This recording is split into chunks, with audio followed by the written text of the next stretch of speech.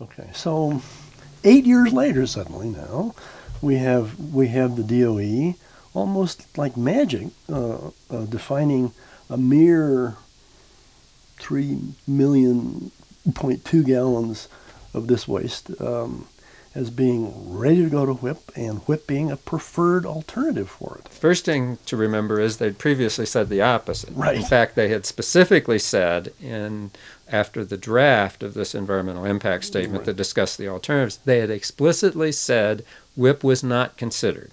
They weren't going to send any of this to really? WIPP. And so they said that in writing. Wow. In the Federal Register. They said so. That was in 2009. So so people have said, okay, that's not an option. We don't need to worry about that anymore. So the reason that DOE had to reverse themselves is because they'd said no. So now they've had to reverse themselves and say, oh well, guess what? We're changing our mind. So they want to think that, again, this is the idea that we can divert people's attention.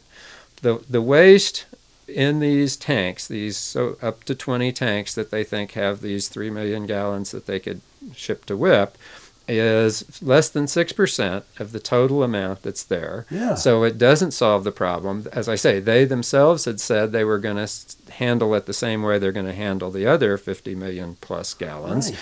And so, again, this is part of this issue of, can we say we're going to send it to some place? And New Mexico and Governor Richardson said no 8 years ago, but maybe they'll forget about it. Maybe things are maybe the politics of New Mexico are different, and we can send it. Maybe people will forget, and so they'll try to do it again. It won't work. As a technical matter, it won't work. As a legal matter, it won't work. And as a practical matter, it won't work. It won't work as a technical matter because this is much more radioactive than the stuff that comes to WIPP.